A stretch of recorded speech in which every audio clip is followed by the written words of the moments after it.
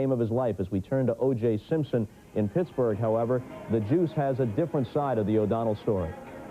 Hey, Bob, you know one of the nice things about this job is you get to meet a lot of nice people like Neil and the O'Donnell family. Neil is one of 9 children from Madison, New Jersey. The O'Donnell family is a close-knit group who've in the last 5 months become a lot closer.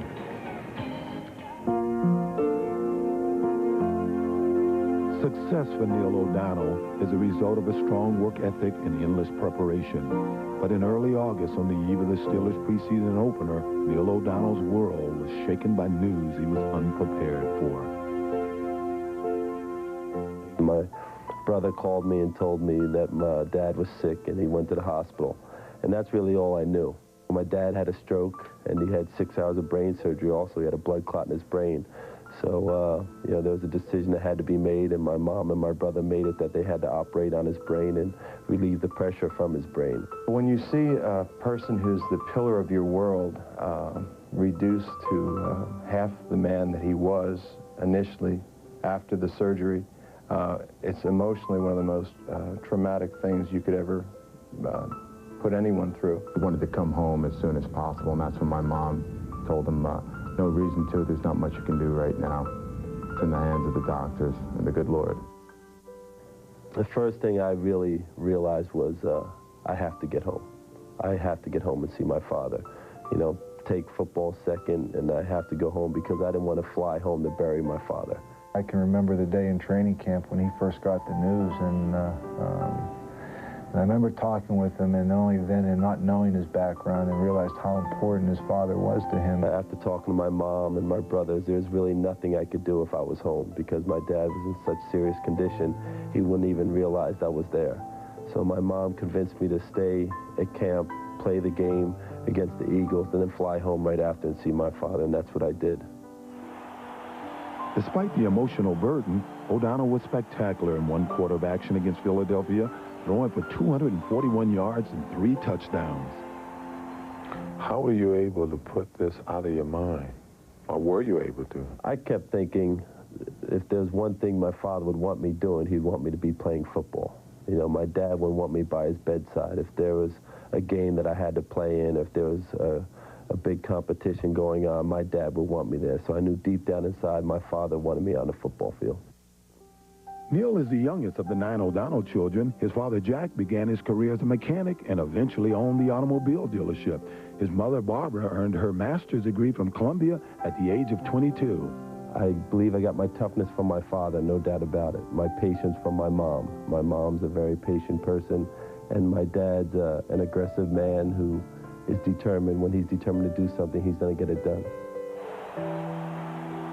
Neil has dedicated this season to his father. Steeler victories have become an important element in his dad's rehabilitation. When my dad was in critical condition, he still knew when I played, and he always wanted to know the score. He'd always make my mom come in and read the sports page to him about how we played, and every time I go out there, I just said, you know, if we just continue winning, it's the best therapy for my father. When my dad suffered a stroke, Neil felt very bad about the situation and wanted my dad to be proud of him and wanted to help with therapy. The best therapy for my father was seeing Neil win football games. I'm very proud to be his brother, and he's not let anyone down this year, and I know my dad is extremely proud to have him as his baby son. Jack O'Donnell is home in Madison, New Jersey. The left side of his body is paralyzed, but he's showing signs of improvement.